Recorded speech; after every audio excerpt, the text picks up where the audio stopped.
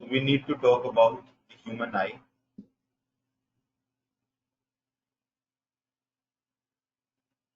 So there is a structure of the human eye which we will need to know, and also its diagram and some parts of its functioning.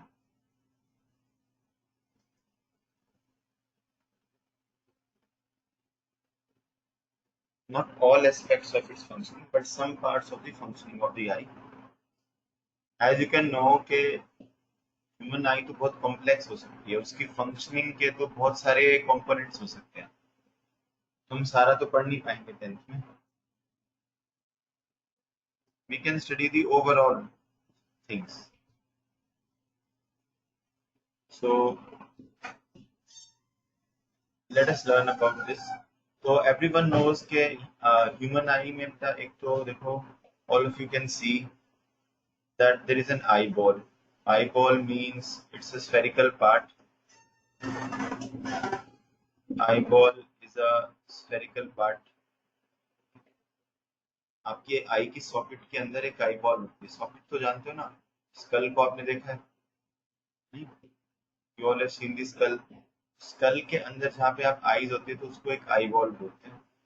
तो eyeball is not perfectly spherical, but it is approximately spherical only. In fact, if the eyeball is not spherical, if the eyeball, अगर shape of the eyeball spherical से deviate करती है, मतलब अगर अच्छे से spherical नहीं होती, तो then it can lead to some troubles also. It can lead to some defects of vision. से कई लोग चश्मे लगाते हैं. So people who use specs, they have defects of vision. People who use specs, they have some kind of defects of vision. And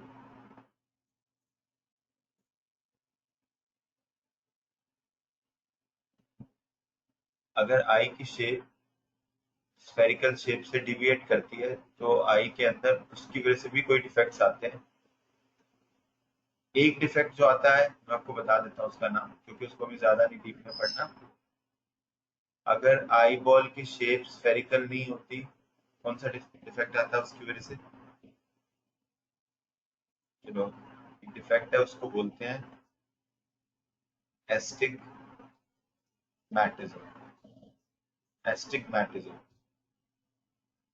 Astigmatism is a defect which arises in the eye because of the deviation of the shape of the eyeball from the spherical shape. Astigmatism is a defect of the human eye which arises because of deviation of the eyeball from the spherical shape. तो human आई के बारे में like हमेशा ये बोलते हैं, सबसे first point human आई के बारे में स्ट्रक्चर में आता है कि that it has a 3 layered structure.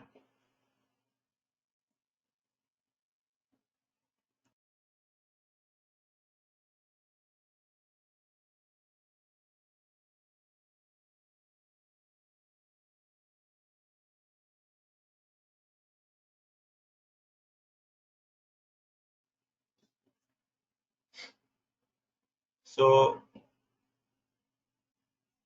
Human आई का जो स्ट्रक्चर है वो 3 लेयर्स में ऑर्गेनाइज है, retina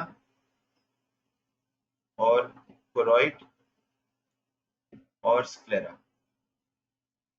structure of the human eyeball is organised into 3 layers. Retina, inner most layer को रेटिना बोलते हैं और आउटर मोस्ट को स्क्लेरा बोलते हैं. So if you stand in front of a person and look at the eye of the person, then the white part of the eye which you see, white part, that is the sclera. और फिर यहाँ पे जो आपको black part दिखता है उसके बारे में हम बात करेंगे, that is the inside of the eye. So the structure of the human eye is that it is organized in 3 layers: retina, retina की स्पेलिंग तो आप सबको आती है, choroid and sclera. These two terms, choroid and sclera, they are not given in NCERT. So, but when we are talking about the eye, we should talk about that. Main चीज ही यही है. तो जब हम डायग्राम बना रहे हैं आई का, तो ऐसे बनाना है आपको. तो अभी मेरे लिए हार्ड हो सकता है डायग्राम बनाना थोड़ा सा, because I am drawing with a marker which is not very suitable for drawing. But यहाँ से थोड़ा सा ऐसा स्ट्रक्चर होता है. I hope you have practice this once. नहीं किया तो आप अभी कर लो और फिर बाद में दिन में भी प्रैक्टिस कर लेना एक बार. You must all learn to draw the structure of the eye at least once. तो इस तरीके से ये आई बॉल चलती है ऐसे. और ये यहाँ से, so by chance I was viewing the lecture yesterday night just while I was going to sleep, and I think thrice I used a term in the lecture subconsciously, जो कि गलत टर्म थी. मैं आपको भी बता देता हूँ. उसको करेक्ट भी कर दिया था लेक्चर में, लेकिन आपको पता नहीं मालूम पड़ पाया कि नहीं. तो अगर हम स्ट्रक्चर ऑफ द आई को ऐसे कुछ दिखाते हैं इस तरीके से, नहीं, ये वाले पार्ट को देखा आपको, ये वाले पार्ट को कैसे दिखाना है, ये थोड़ा ऐसे आता है बस. यूजली ये वाला पार्ट मैं पहले बनाता हूँ इस तरीके से, और फिर ये पूरा ऐसे गोल बन जाता है. ठीक है, तो इसको भी सीखना पड़ता है कि कैसे बनाना. And then this is very thin. ये मार्कर है तो यहाँ मार्कर से बनाना थोड़ा हार्ड है. ठीक है, तो समझ में आ रहा है बेटा आपको. This part you will be able to draw. ये तो खाली जगह है, क्या अभी खाली जगह है, और ये आई बॉल है. Can you see this.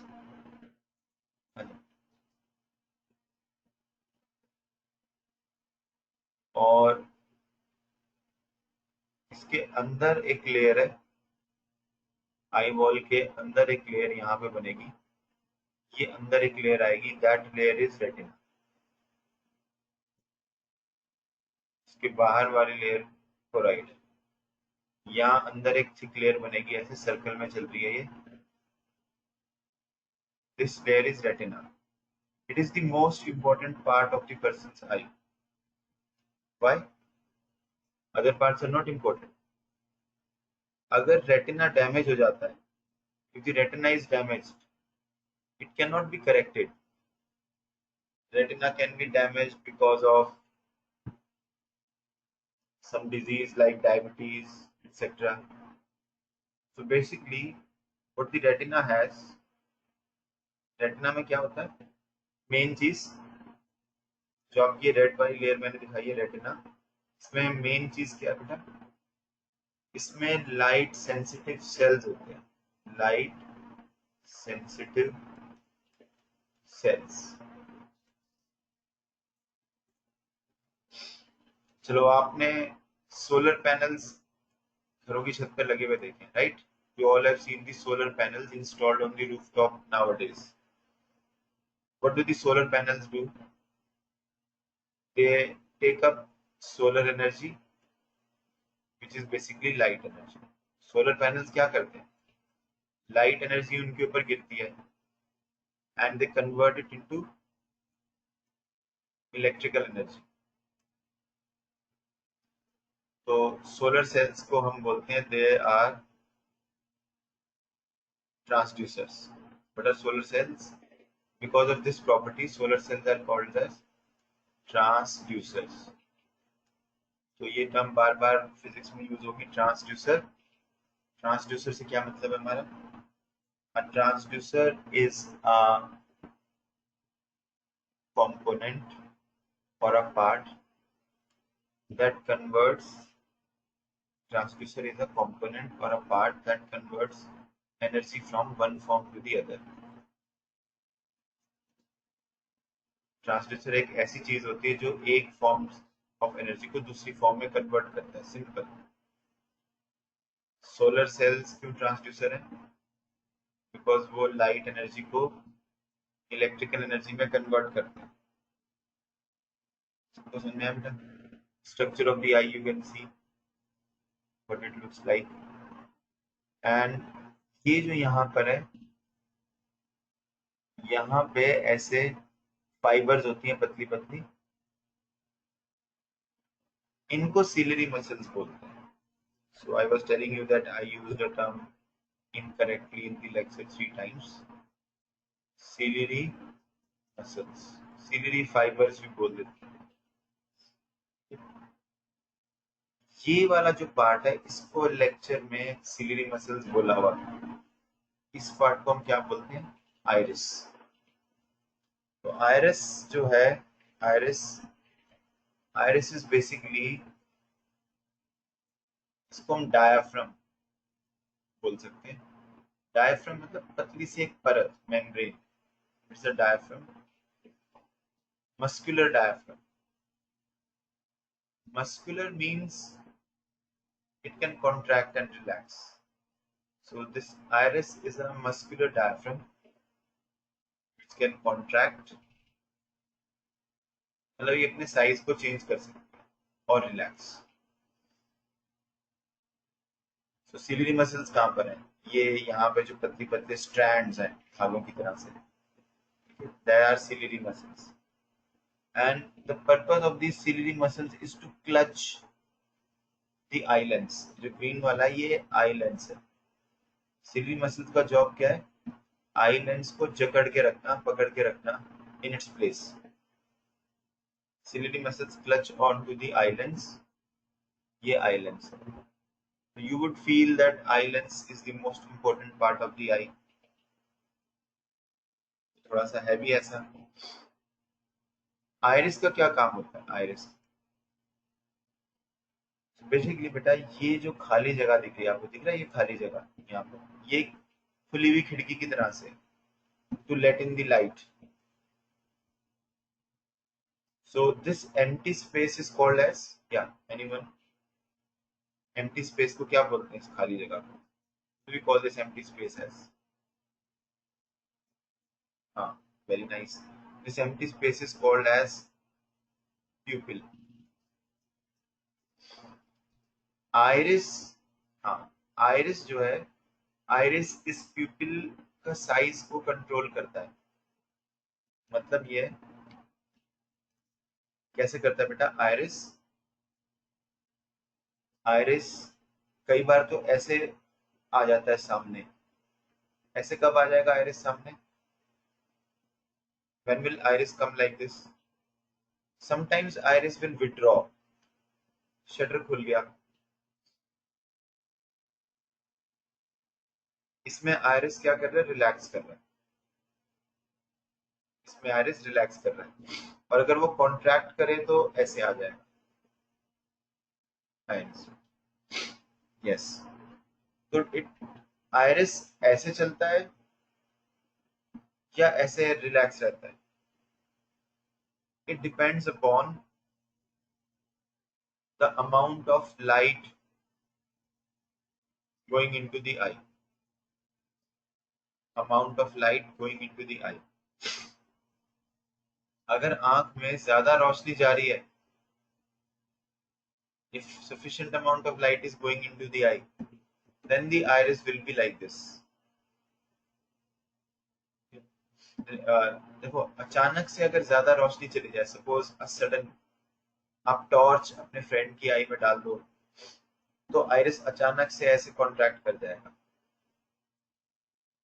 Because large intensity of light, large amount of light going into your eye can damage the, जो ये रेटिनाइज में लाइट सेंसिटिव सेल्स होते हैं, which are responsible for seeing, देखने में हमें वही मदद करते हैं। Retina is composed of large number of light sensitive cells. ये लाइट सेंसिटिव सेल्स ट्रांसड्यूसर्स होते हैं बेसिकली। जब इन पर लाइट गिरती है, जब इन लाइट सेंसिटिव सेल्स पर लाइट आके गिरती है, तो ये इलेक्ट्रिक करंट्स बनाते हैं। तो ये लाइट एनर्जी को इलेक्ट्रिक एनर्जी में कन्वर्ट करते हैं। तो आइरिस सेल्स को खराब होने से बचाता है। अगर आप सिनेमा हॉल में जाओगे या आई डॉक्टर के रूम में जाओगे, वहां पे रोशनी बहुत कम होती है, तो आइरिस इस विंडो को ओपन कर देता है रिलैक्स करके, आया ठीक है ना, और ये ऐसे हो जाता है, ये जगह बढ़ जाती है ताकि आप आसानी से देख पाओ। इनिशियली नहीं दिखता ना हमें, जब हम एक अंधेरे कमरे में जाते हैं, we can't see initially, that is because before going inside the iris is like this. When you go to a dimly lit room, the iris relaxes. इसको हम बोलते हैं प्यूपिल डायलेट हो गया, प्यूपिल हैज बीन डायलेटेड, इसका साइज बढ़ गया, खाली जगह को प्यूपिल बोलते हैं। बाकी बेटा आपको प्रैक्टिस होनी चाहिए डायग्राम कैसे बनाना है आई का। तो इसको थोड़ा सा अगर मैं ऐसे बनाऊं, ये बाहर इस तरीके से ऐसे लेना है, ये ऐसे।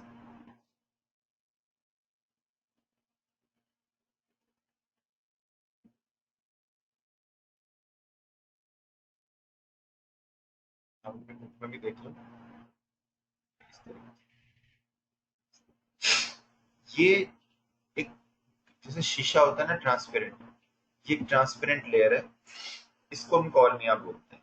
The transparent layer in front of the pupil, that is called as the cornea. So it is the most important part of the eye in the sense that it performs most of the refraction. अभी बताएंगे,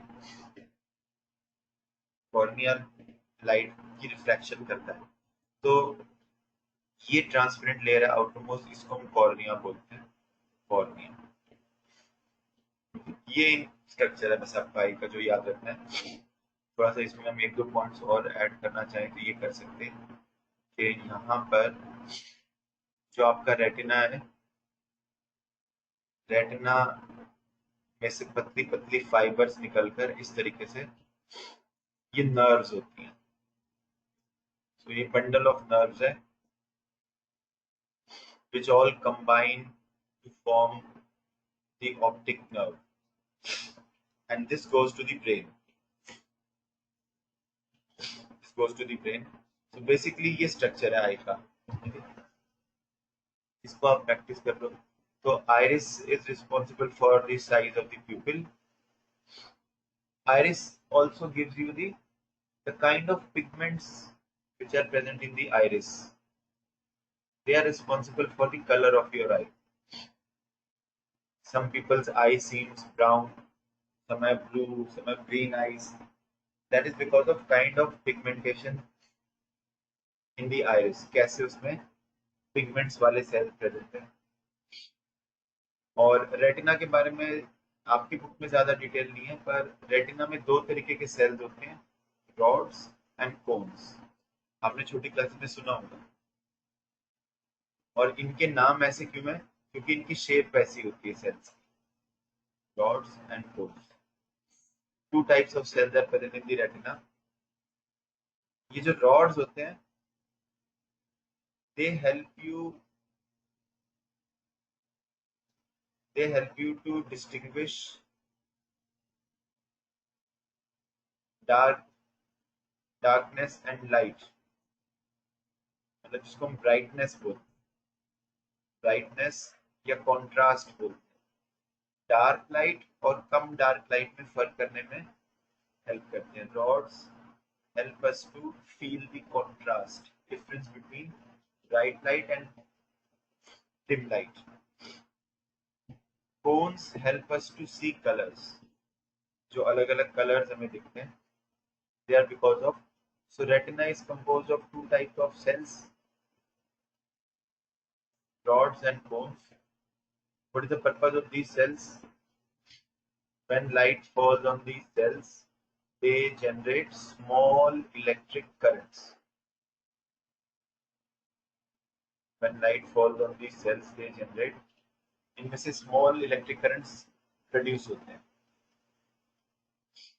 So whenever we talk about the eye, we always study one simple diagram which explains the overall working of the eye. एक simple सा diagram बनाएंगे जो आई की overall working के बारे में हमें बताना है। आई को अभी मैं रफली ऐसे बना रहा हूँ, ये रफ आई है।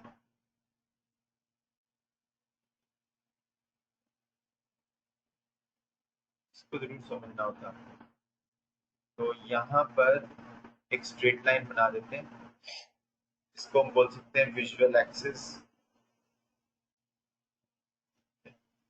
और अगर आई के सामने कोई भी ऑब्जेक्ट रखा हुआ है, जैसे यहाँ पे आपने कोई ऑब्जेक्ट रखा हुआ है, मान लो कोई ट्री है या बुक है या पेंटिंग है, तो इस ऑब्जेक्ट से जो लाइट आ रही है, the light coming from this object,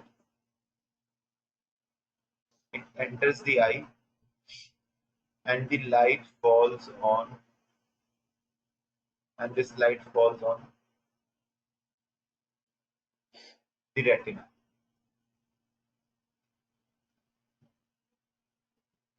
आई के सामने कोई भी ऑब्जेक्ट ए भी रखा हुआ है, उस ऑब्जेक्ट से लाइट आई की तरफ आती है, आई में एंटर करती है, एंटर करके लाइट कहाँ पे गिरती है, रेटिना पर। And retina acts like a screen, retina acts like a screen, retina acts like a screen to form the image. You can see the image is inverted. तो आई जिस चीज को देख रही है, आई उसकी इन्वर्टेड इमेज बनाती है। ये पेड़ है, इसकी इन्वर्टेड इमेज बनेगी यहाँ। So when light from this object falls on retina, small electric currents are generated, and that information is taken to the brain, and then brain interprets,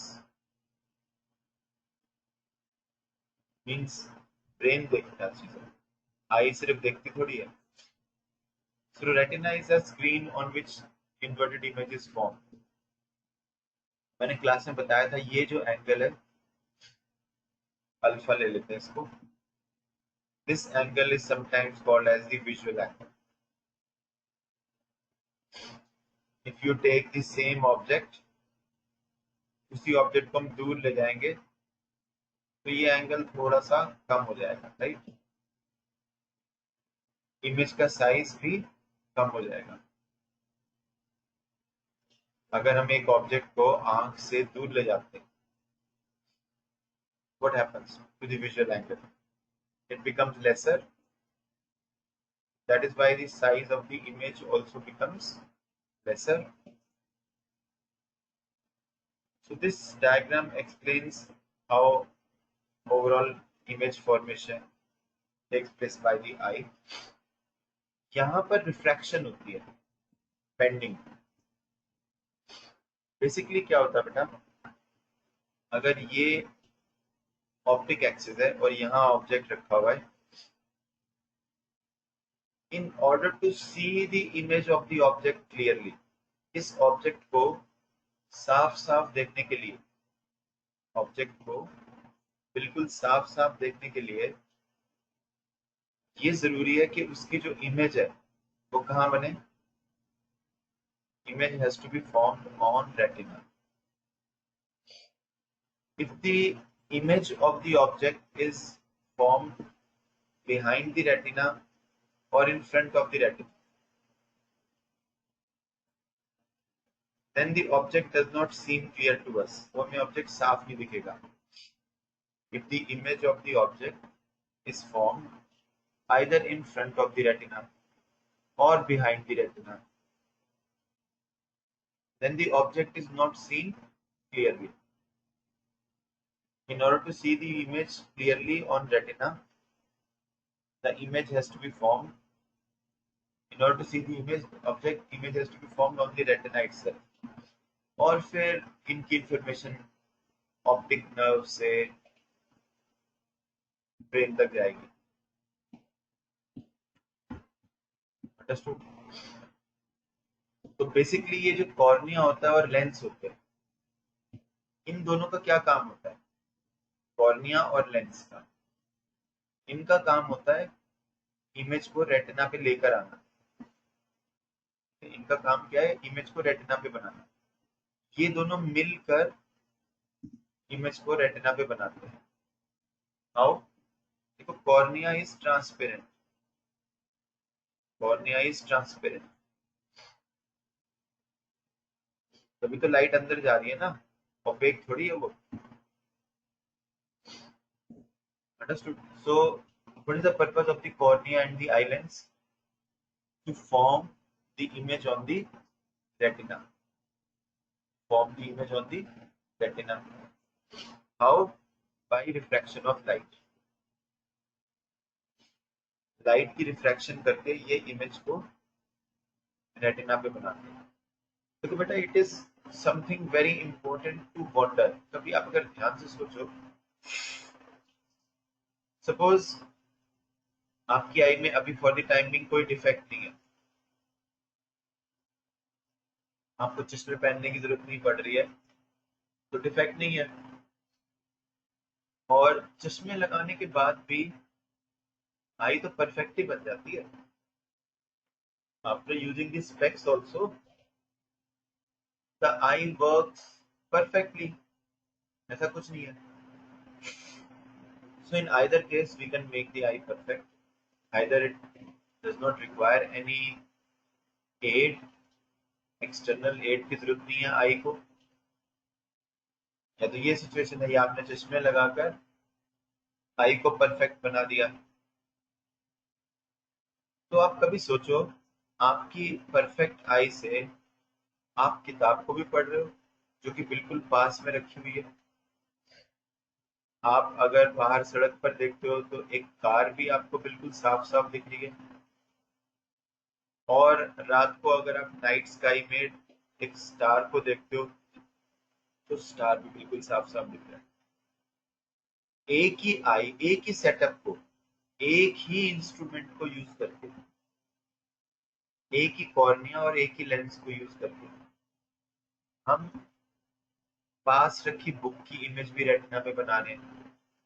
हम पास में रखी हुई बुक की इमेज कहाँ बना रहे हैं? रेटिना पे। कार की इमेज भी रेटिना पे। और ये जो स्टार है, स्टार तो बहुत दूर है, इनफाइनाइट एक तरीके से, इनफाइनाइट नहीं तो बहुत दूर तो बोल गया। तो no matter what the distance of the object from the eye, u, इसका u तो बहुत ही ज्यादा आ जाएगा, राइट? ऑब्जेक्ट डिस्टेंस के लिए u यूज करते हैं ना हम, simple. No matter what the distance of the object from the eye is perfectly capable of forming the image on retina to see the object clearly. सबसे पहला point क्या है? किसी भी ऑब्जेक्ट को क्लियरली देखने के लिए इमेज को कहां पर लेकर आना है? किसी भी ऑब्जेक्ट को क्लियरली देखने के लिए इमेज को कहां पर बनाना है? रेटिना पे। इमेज रेटिना से पहले या बाद में बनी तो इमेज साफ नहीं दिखेगी, दिखेगी तो सी, पर साफ नहीं दिखेगी। चश्मे लगाने वालों को ऐसे ही करना पड़ता है, उनकी इमेज रेटिना पर अपने आप से नहीं बनती, they have to use the chashmas to bring the image of the retina. In order to see any object, the eye must form the image on retina. A perfect eye is able to do what? Perfect eye क्या कर पा रही है बताओ? It is able to accommodate all objects from the book to a very very distant star. Accommodate करने का मतलब क्या है? I can see these objects clearly by forming their image on retina.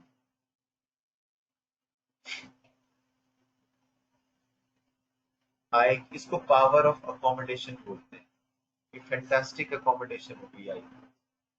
I is able to have this power of accommodation because of which it can see very nearby objects also, and very distant objects also by forming their image on retina. So how is it possible? तो ये refraction की वजह से होता है. Refraction, cornea refraction करता है और आई लेंस भी रिफ्रैक्शन करता है. Most of the refraction to form image on retina is done by the cornea. Let's say 95%. मैं ऐसा लिखता हूँ. रिफ्रैक्शन का ज्यादातर काम कौन करता है? कॉर्निया. लाइट आई तो ये काम करेगा उसकी बेंडिंग करके इमेज को रेटिना पे बनाने के लिए. लेकिन कॉर्निया की वजह से इमेज अगर यहाँ या यहाँ बन रही है तो जो ये आई लेंस होता है ये फाइन फोकसिंग करता है. आई लेंस क्या करता है? Fine focusing. कॉर्निया ने इमेज बना दी, इसको परफेक्टली रेटिना पे लाने के लिए आई लेंस काम करता है. कैसे? आई लेंस इमेज को रेटिना पे कैसे लेकर जाएगा? मान लो इमेज यहाँ बन रही है किसी ऑब्जेक्ट की, दूर का कोई ऑब्जेक्ट है और उसकी इमेज रेटिना के पहले बन गई. Cornea alone can not form the image on retina. तो ये आई लेंस क्या करेगा? ये थोड़ा सा पतला हो जाएगा. हाँ. जो सिलियरी मसल्स हैं वो ढीली हो जाएंगी. They will relax. Ciliary muscles will relax. If you want to see a distant or a far off object, यदि हम एक बहुत दूर की चीज को देखना चाहते हैं तो सिलियरी मसल्स बिल्कुल रिलैक्स करती हैं. Ciliary muscles relax a lot. इससे thickness of the eye lens, thickness of the eye lens minimum या बहुत कम बन जाएगी. Thickness of the eye lens becomes less. Eye lens पतला हो जाएगा और पतला बना दो. बिल्कुल. तो थिकनेस डिक्रीज होने से क्या होगा? आई लेंस की जो फोकल लेंथ होती है वो ज्यादा हो जाएगी. सिली मसल्स ली हुई, आई लेंस पतला हुआ, थिकनेस कम हुई, फोकल लेंथ बढ़ गई. इसकी फोकल लेंथ कम है और इसकी फोकल लेंथ थोड़ी ज्यादा है. इसकी फोकल लेंथ में भी और ज्यादा है. फाइन फोकसिंग कौन कर रहा है? Ciliary muscles are doing that job. In order to see very distant or far off objects, what is the action of the ciliary muscles? They relax, decreasing the thickness of the eye lens, increasing the focal length of the eye lens to transfer the image to retina. Image को retina पे transfer कर दो. ठीक है मतलब. लेकिन आप देखो ये समझना चाहिए. तो ये आप एक गोल्डन रूल आ गया. सिर्फ 5 मिनट्स 10 मिनट्स का ही काम है. थोड़ा सा कॉन्सेंट्रेट करो. अगर आई को बहुत दूर की चीज को देखना है, जैसे एक दूर वाटर टैंक है, उससे भी दूर कोई और टावर है, मोबाइल टावर, उससे भी दूर नाइट स्काई में स्टार्स आएंगे. मून भी है, मून से भी ज्यादा दूर स्टार्स है. If the eye has to see very far off objects, अगर आई को बहुत दूर की चीजों को देखना है, ये आई है, इसको भी देखना है, इसको भी देखना है, इसको भी, इसको भी, इसको भी, बहुत दूर की चीजों को, सबको. तो उसके लिए क्या मैकेनिज्म है आई के अंदर? पावर ऑफ अकोमोडेशन है. मतलब the ability of the human eye to change the focal length of the eye lens.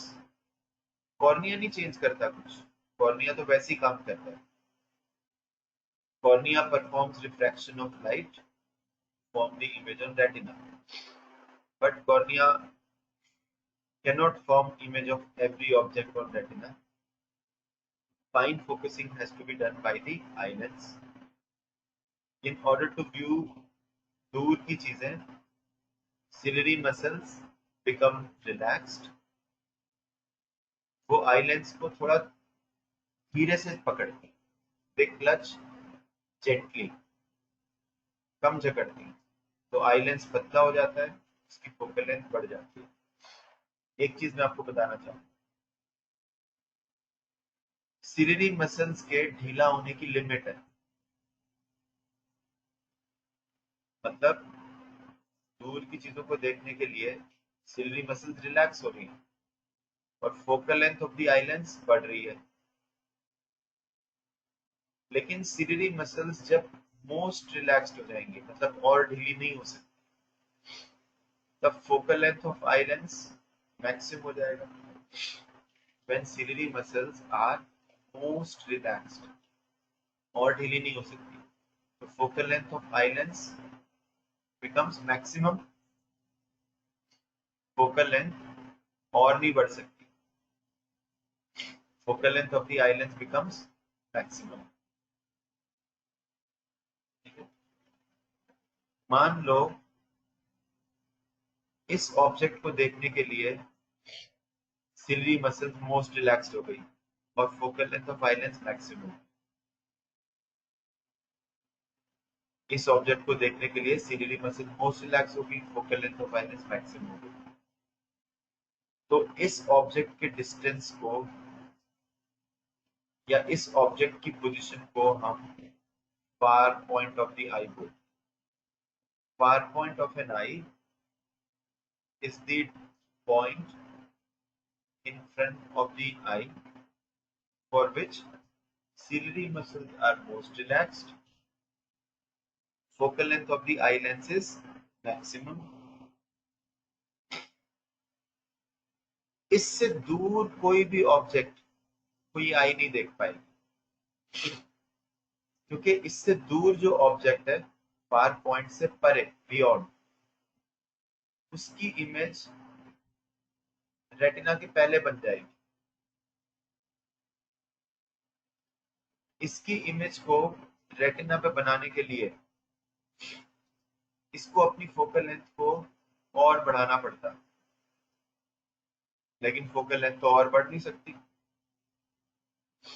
So far point of an eye is defined as that point where the ciliary muscles are most relaxed, focal length of eye lens is maximum, and beyond which, उससे ज्यादा दूर की चीजों को आई नहीं देख पाएगी, because image retina पर साफ नहीं देख पाएगी. देख तो पाएगी, क्लैरिटी कम आएगी. ये जो डिस्टेंस है इसको कई बार डीएफ लेबल करते हैं. लेकिन एक बड़ी अच्छी चीज है, नॉर्मल आई के लिए जो फार पॉइंट होता है वो कितना होता है? नॉर्मल आई के लिए फार पॉइंट इंफिनिटी होता है. मतलब चाहे आप ऑब्जेक्ट को कितना भी दूर ले जाओ, सिलियरी मसल्स और रिलैक्स करके इमेज को हमेशा रेटिना पे बना सकते. मेरी आई के साथ कुछ प्रॉब्लम हो गई थी, तो उसका फार पॉइंट यहाँ आ गया था 5 मीटर. तो मैं 5 मीटर तक की चीजों को तो देख पा रहा था, उससे दूर की चीजों को नहीं देख पा रहा.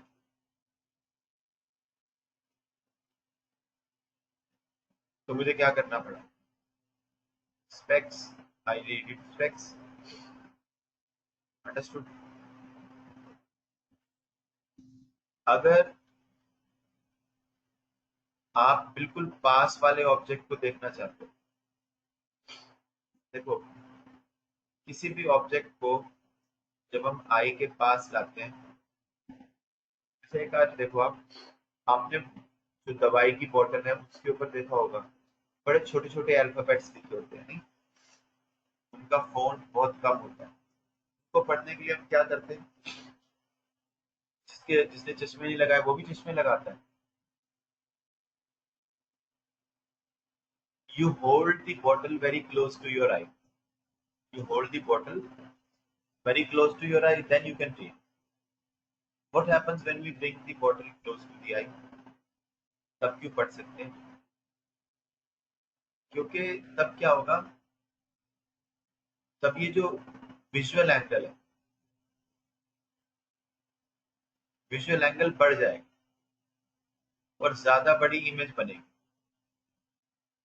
Angle becomes more, larger images form, so it can be read. लेकिन कोई आप ये एक्सपेरिमेंट करके देख सकते हो, मैंने वीडियो में भी बताया था, ये लाइव क्लास में अच्छे से नहीं समझ में आएगा। अगर हम अपनी एक इंडेक्स फिंगर उठाएं और उसको आई के पास लाना शुरू करो, और पास ले आओ, और पास ले आओ, तो यू विल फाइंड कि अगर देखो आपकी इंडेक्स फिंगर के ऊपर इस तरीके से ये टैक्टिल मार्क्स होते हैं ना, देखिए आपने फिंगर के ऊपर टैक्टिल मार्क्स होते हैं। फोल्ड करते हैं तो फिंगर को फोल्ड करते हैं तो इनको फोल्ड किया जा सकता है। अगर आप इंडेक्स फिंगर को पास लाना शुरू कर दोगे, एक ऐसी पॉइंट आएगा कि जब आप इंडेक्स फिंगर को बहुत पास ले आओगे तो इन दोनों मार्क्स को अलग अलग देखने के लिए आपकी आई पे बहुत स्ट्रेन पड़ेगा। Lot of difficulty will be there. मतलब when you bring an object when you bring an object very close to the eye, object को जो हम आई के पास लाते हैं, तो एक ऐसी स्टेज आएगी, मान लीजिए ये वो वाली स्टेज है, ये थर्ड नंबर, कि अगर आप ऑब्जेक्ट को और पास लेकर आते हो तो आई उस ऑब्जेक्ट को क्लियरली नहीं देख पाएगी। Even a perfect I, if you bring an object very close to the eye, there comes a stage there comes a stage when, मान लो ये वो वाली स्टेज है, जब हम किसी भी ऑब्जेक्ट को अपनी आंख के पास लाते हैं तो पास लाते लाते लाते लाते एक ऐसा पॉइंट आता है,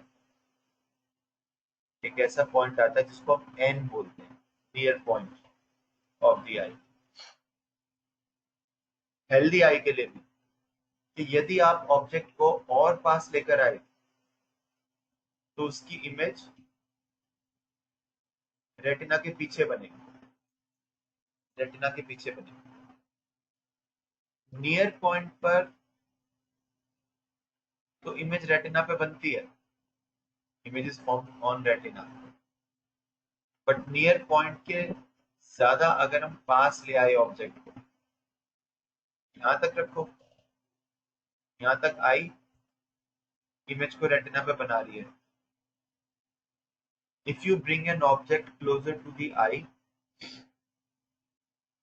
then the near point, then the image of the object is formed behind the retina. Even a perfect eye cannot form the image of retina. I will explain why it happens. So how do we define near point of an eye? Near point of an eye is the closest distance at which you can bring the object. Near point of an eye is the closest distance at which you can bring the object so that its image is formed on the retina and the object can be seen clearly. This distance is called as the least distance, this distance is called as near point का distance, उसको क्या बोलते हैं? उसको बोलते हैं least distance of distinct vision, least distance of distinct vision of an eye, least distance of distinct vision of an eye. What does that mean? कौन सा डिस्टेंस होता है ये? कि यदि आप ऑब्जेक्ट को इससे कम डिस्टेंस पे रखते हैं तो ऑब्जेक्ट की इमेज रेटिना के ऊपर ना बनकर रेटिना के पीछे बनेगी और वो ऑब्जेक्ट आपको साफ नहीं दिखेगा, इवन हेल्दी आई के लिए। तो ये कितनी दूर होता है नियर पॉइंट? सबका अलग अलग आएगा। किसी का 20 सेंटीमीटर आ सकता है कि भैया आप 20 सेंटीमीटर तक ला सकते हो ऑब्जेक्ट को, किसी का 18 भी आ सकता है, किसी का 22 आ सकता है, किसी का 28 आ सकता है। कैलकुलेशंस के लिए इसकी एवरेज वैल्यू को 25 लेते हैं। हेल्दी आई के लिए कैलकुलेशंस के लिए डीएन को कितना मानते हैं डिस्टेंस ऑफ नियर पॉइंट को? कैलकुलेशन मतलब न्यूमेरिकल्स करने के लिए, for calculation purposes the near point of an eye is assumed to be at 25 centimeters on an average. बस 2 मिनट और बेटा, आप मुझे ये बताएंगे कि नियर पॉइंट होता क्यों है? वाई देयर इज, इसको भी देख ले आई, इसको भी देख ले। जब दूर से दूर देख सकती है हेल्दी आई, तो पास से पास रख सकते हैं ऑब्जेक्ट को, क्या प्रॉब्लम है? तो प्रॉब्लम ये है, देखो मान लीजिए ऑब्जेक्ट है यहाँ पर, अभी कोई प्रॉब्लम नहीं है, आई लेंस उसकी इमेज को रेटिना पे बना रहा है। अगर हम ऑब्जेक्ट को लेकर आए पास तो क्या होगा?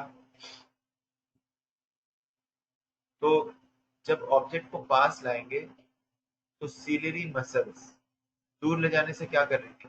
रिलैक्स। तो पास लाने से सीलियरी मसल्स कॉन्ट्रैक्ट करती। Contract means they clutch the eye lens tightly. Ciliary muscles clutch the eye lens tightly, जकड़ देती है इसको जोर से, उससे ये लेंस और थिकन कर जाता है और मोटा बन जाता है। थिकन करने से इसकी फोकल लेंथ कम बन जाती है और फोकल लेंथ एग्जैक्टली इतनी बन जाती है कि इमेज रेटिना पर बनती है। अब आप ऑब्जेक्ट को और पास लाओ, एन पे ले आओ, सिलियरी मसल्स और ज्यादा टाइट हो जाएंगी और ज्यादा लेंस को क्लच करेंगी और focal length of I lens minimum हो जाएगा। Focal length of I lens minimum हो जाएगा। यहाँ पे focal length of eye lens सबसे कम हो गया, ऑब्जेक्ट को हमने यहाँ रखा एन पर और इमेज रेटिना पे बन रही है। अगर हम ऑब्जेक्ट को और पास लाएं फिर इस ऑब्जेक्ट की इमेज रेटिना के पीछे बनेगी यहाँ। क्यों? क्योंकि इसकी इमेज को रेटिना पे बनाने के लिए फोकल लेंथ और कम करनी थी, पर फोकल लेंथ तो एन पॉइंट के लिए पहले ही सबसे कम हो चुकी है, तो इमेज रेटिना के पीछे बनेगी।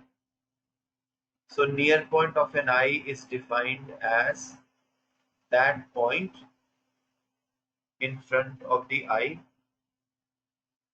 Near point of an eye is defined as that point in front of the eye for which the focal length of the eye lens is minimum. Image of the object is formed on the retina only, and if we bring the object any closer, the focal length of the eye lens cannot be decreased further, and the image of the object is formed behind the retina. Image यहां बनेगी। Statistical value of n for a healthy eye is 25 centimeters. एक last point है, खत्म हो गया ये। किसी किसी का नियर पॉइंट बहुत ही दूर चला जाता है, 2 मीटर दूर, उसका मतलब क्या है, उसको अपनी किताब को यहाँ रख के पढ़ना है स्कूल डेस्क के ऊपर, लेकिन 2 मीटर से पास की चीजें तो उसको दिखेंगी ही नहीं, तो उसको चश्मे लगाने पड़ेंगे, क्योंकि किताब को यहाँ थोड़ी ले जाएगा वो 2 मीटर दूर, हाथ को दूर ले जाकर नहीं, कई लोगों को देखा होगा बिना चश्मों के कैसे पढ़ते हैं, किताब को दूर ले जाएंगे तो दिखने लग जाएगी। So if your near point goes very far of, आपका नियर पॉइंट अगर 1 मीटर दूर 2 मीटर दूर चला गया तो आपको आई डिफेक्ट